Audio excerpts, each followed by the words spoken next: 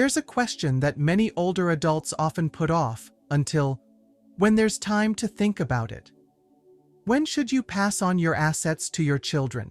Some wait until they're seriously ill and then scramble to write a will. Others don't have the chance to leave any words behind, and what's left after they're gone is not gratitude, but disputes, misunderstandings, and even fractures among the closest family members.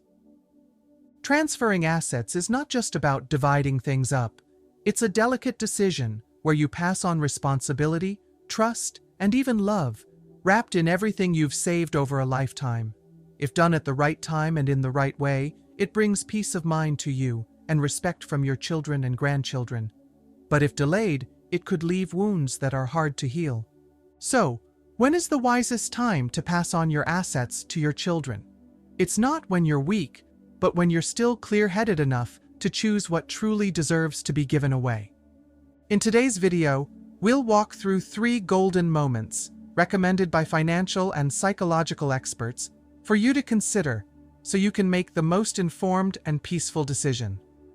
Before we begin, if you're committed to living a healthier, more fulfilling life, hit the like button to help spread this valuable knowledge. If you haven't subscribed yet, make sure to click subscribe and turn on the notification bell so you never miss a video. And if you're enjoying this content, comment 1 below to let me know you're here. If not, comment 0, and I'll work harder to bring you even better content. Let's dive in now.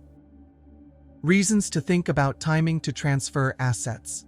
And because assets are not just money, but also passion, trust, and the quiet protection of a lifetime of being a parent, choosing the right moment to pass them on becomes one of the most important and delicate decisions in old age. It's not about giving just because you have, nor is it about dividing things up only when illness strikes. If you give too early, when your children are not yet mature enough, you might lose control over your own home, accounts, or land. Worse, it could make them inadvertently rely on you, living with the mindset that being given things is expected. On the other hand, if you wait too long, when your health declines and your mind is no longer sharp enough to sign documents or make clear decisions, what you leave behind, even if it's a large fortune, can still cause conflicts, arguments, and even damage family relationships. The most valuable asset is not how many numbers are involved, but the clarity and love that come with it. I once heard a friend say something simple yet profound. Giving is to help children appreciate, not to make them dependent. And I think that only happens when you choose the right moment, not too soon to lose control, and not too late to lose its meaning. So, when is the right time to begin transferring assets in a smart, loving way while still maintaining control? Let's start with the first moment, also the most important one, when you're still clear-headed and financially independent. This is when you can make thoughtful decisions, have clear discussions, and prepare everything with the most proactive mindset. 1. When still alert and proactive. There may have been a time when you asked yourself, when is the right time to start thinking about passing on assets to my children? Some might answer, when I feel ready. But the question to ask in return is, when you feel ready, will it still be in time? Many people have found themselves in situations where their health deteriorated too quickly, their memory became unclear, or paperwork wasn't completed in time, leaving what should have been a final gift of life to turn into a series of unwanted arguments. The best time to transfer assets, according to many experts, and those who have experienced it, is when you are still clear-headed and independent, when you are still the one making decisions and haven't been forced into a passive position due to health or circumstances. Because the uncomfortable truth that few want to admit is, when you are still in control, you still have a voice. When you lose that control, everything you want could easily be misunderstood. Some people delay because they think, I'm still healthy, still in control, so it's fine to leave it for later. But when an unexpected stroke strikes, or memory begins to fade with the years, all plans are left unfinished. And even though your children may love you dearly, They cannot fully understand your wishes if you never communicated them clearly. At that point, unclear paperwork, misunderstood intentions, and even goodwill could be questioned. Reality has shown many such cases. According to statistics from the American Bar Association, asset disputes after a loved one's death increase by more than 30% in families that didn't have a clear plan for division beforehand. Many siblings who once loved each other suddenly find themselves not speaking for years over a house or a bank account. And the saddest part is, the person who caused the rift is no longer here to explain. I once met an 80-year-old woman who lived alone after her husband passed away. She had 3 well-behaved children, but she always said, "They can sort it out among themselves. I don't want to interfere." Until one day, she suddenly had to be hospitalized and was no longer alert enough to sign any paperwork. Her children began to panic. Who will pay the hospital bills? Who has the house keys? Where is the savings book? Did she want to sell the land? These questions should have been answered early, when she was still healthy, still clear-headed. But now it was too late, and in her final months, she had to listen as her children argued over every small matter, with eyes filled with sorrow, deeper than any physical pain. If you've never made this mistake, now is the best time to start, not with a big decision, but with a small conversation. Write down what you want. Talk to your children when there's no pressure. Meet with a lawyer if needed to get guidance. And make sure that you're still the one holding the steering wheel in transferring your legacy, rather than leaving someone else to make decisions for you when you no longer have the strength to do so. And if you've made that mistake before, if you've transferred assets too early and now feel uneasy, that's okay. The good news is, if you're still reading, still listening, then you still have time to make things right. You can reconsider, clarify things through legal documents, and redistribute assets with a clear agreement with your children. Everything can be redone, as long as you're proactive and start at the right moment. So when is the right time to begin? The answer is not based on age or numbers. It lies in the moment when you sit down, reflect, and ask yourself, if tomorrow I'm no longer here to explain, will my children understand what I've left behind? If the answer is not sure, then perhaps it's time to begin. Choosing the moment to pass on your assets when you're still clear-headed and alert isn't about being overly cautious. It's kindness to your children, and it's how you protect your trust, honor, and wishes, all the way to the very end. No one knows what tomorrow holds. But if today you can still say, "This is what I want," then that is already an invaluable gift. 2. When children are truly grown up and know how to preserve values. There is a silent question that many parents carry in their hearts. Is my child mature enough for me to feel confident passing on what I've saved over a lifetime?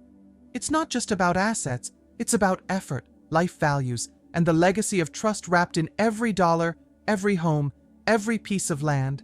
But how can you know when your child is truly grown up and not just older in age? The truth is, many parents see their children get married, have kids, buy their own homes, but still feel uncertain. Some children, despite living separately, still ask for money every month. Others, although they earn a lot, spend it all, living fast and recklessly, not appreciating what their parents have left behind. And then, the most heartbreaking question arises: if I give everything to them, will they be able to keep it, or will they lose it all because they haven't thought it through? If your child is truly mature, meaning they take responsibility for the family, value hard work, and are independent, then passing on your assets will be a gift that helps them grow. They'll know how to use the money to invest, to support their own children, and to care for you when needed. And most importantly, they'll understand that these assets didn't fall from the sky, but are the result of their parents' sweat, tears, and trust. But if your child is not yet mature, transferring assets too early is like putting a knife in the hands of someone who doesn't know how to hold it. Many parents have painfully witnessed their homes being sold in haste, money being spent recklessly, and assets falling into the hands of outsiders. Not because their children are bad, but because they don't yet understand. And even more heartbreaking is when the children spend it all, and then blame their parents for not leaving enough. These aren't just hypothetical situations. A study by Merrill Lynch found that among those over 65 who transferred all their assets to their children while still alive, 1/3 regretted it, mainly because the children didn't know how to preserve the wealth or relationships became strained after the handover. What was given too easily is sometimes not valued. I once knew an elderly woman in California, kind-hearted and frugal all her life. She had a small house, which she saved for her youngest son, the one she believed was kind and responsible. He'll take care of it. When she transferred the house to his name, she still lived with him, but everything changed quickly. The son started listening to his wife, putting the house up for sale to buy a new one farther away. The elderly woman's name was no longer on the paperwork, so she had no rights. Just 6 months later, she had to move into a nursing home. "I don't blame them," she said, "but if I had known, I would have kept it until my last breath." That sentence echoed the silent sorrow of thousands of older adults, people who thought they were doing the right thing. If you've never made this mistake, the best thing you can do now is observe your child. Not by listening to what they say, but by seeing how they live. A grown child is not one with a high degree or a big house. It's the one who cares, takes responsibility, and appreciates the small things you've given. Start with a small part of your assets. Try giving and observe how your child uses it. That's how you teach, test, and maintain control. And if you've given too early and now feel uneasy, it's not too late. You can consider adjusting legal agreements, adding conditions in contracts, or if necessary, have a heartfelt conversation with your child. Some children, when spoken to honestly by their parents, change their mindset and begin to recognize their responsibilities. No one can tell you exactly when the golden moment is, but there is one sign that's never wrong. It's when you look at your child and feel at peace. Not because they're talented, but because they have a good heart. Not because they ask you for things, but because they do, without needing you to remind them. And if you see that maturity in your child's eyes, words, and actions, then perhaps the gift you leave behind will be cherished just as you've always hoped, leaving behind a part of your wealth, but keeping the love and trust intact. 3. When there is a clear division plan, there is consensus within the family. There are times when you may quietly ask yourself, if I were to pass away one day, would my children understand and respect how I want to divide my assets? This question may seem distant, but for older adults, it's something that should be thought about as soon as possible. Many family rifts, many tears shed after a funeral, are not because of the loss itself, but because of the lack of a clear plan. Not discussing it beforehand, not clarifying things, not anticipating all possible outcomes. Then comes the misunderstandings. This one thinks mom loves them more. That one feels cheated, and doubt starts to creep into every meal, every look, every seemingly harmless word. Dividing assets may seem simple, but it requires clarity, respect, and complete transparency. If you don't clarify things early, when you can no longer explain, everything will fall into the hands of others' emotions, and emotions, even those of your own children, can be unpredictable. If you have a clear plan, you can control the process. Who gets what, why that's the case, which parts are gifts, which ones are kept, and which are conditional. You can create a living trust, write a will with a lawyer's advice, set conditions like when the child gets married, when the grandchild enters college, or transfer assets in parts rather than all at once. And most importantly, you should talk to your children ahead of time so everyone understands, agrees, and isn't caught off guard, because surprises in matters of assets are never pleasant. Without a transparent plan, everything can spiral into chaos. Your children won't know what you wanted. Incomplete documents will become subjects of dispute. What you once said verbally won't have any legal backing. And worst of all, the children start to compare. Why does my sister get the house and I don't? Does dad love her more than me? She took it without asking anyone? all of this can happen just because you remained silent. You don't need to be a lawyer or highly educated to understand the consequences of not planning. You've probably heard of many stories of family rifts after parents passed away. I once met an elderly man who had been a businessman, leaving behind 3 houses and a decent amount of savings. He thought, "The children are grown, they can sort it out among themselves." But after he passed, the 3 children couldn't agree. One wanted to sell the house and divide the money, another wanted to keep it for the grandchildren, and the third demanded more because I took care of Dad more in the past. The result was a lawsuit, costing money and losing family bonds. And the saddest part was when the father, who had believed that his children loved each other deeply, saw all of this unfold. If you haven't made this mistake, the best thing you can do today is start a clear conversation. You don't need to discuss everything at once, but you can start by sharing, "I've been thinking about dividing the assets, but I want to hear from you first." From there, you can understand your children's thoughts, know what might be sensitive, and what needs further explanation. Once everything is done, make sure to have a clear written document, witnessed by a lawyer if necessary. You can set up a living trust to control the assets even after you're gone. And remember, transparency today lays the foundation for peace tomorrow. And if you've already divided things unclear or prematurely, it's still not too late. Be proactive in making adjustments. You can rewrite the will. You can organize a family meeting to share your intentions again. Sometimes, a sincere explanation is enough for your children to feel respected and understood. So when should you start?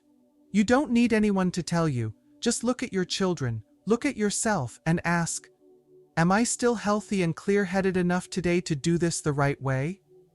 If the answer is yes, then there's no need to wait until tomorrow. A piece of paper, a conversation, a small act of initiative can prevent a spiritual divide in the very home you once thought was the most peaceful place. Because a family can survive poverty, but it's very hard to survive doubt when trust is not placed in the right place. And if you are the one who created that home, you are also the one who can keep it intact, with transparency and love.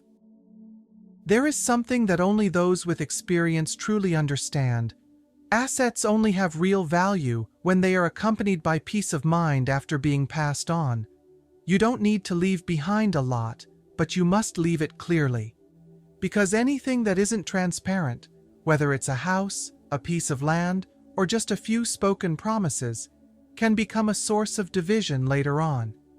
The 3 moments we've just gone through, when you're still clear-headed, when your children are grown, and when there is agreement within the family, are 3 precious opportunities for you to maintain control, respect, and complete love with your loved ones. No one wants to pass away in silence, leaving behind a debt of affection for their children and grandchildren to untangle.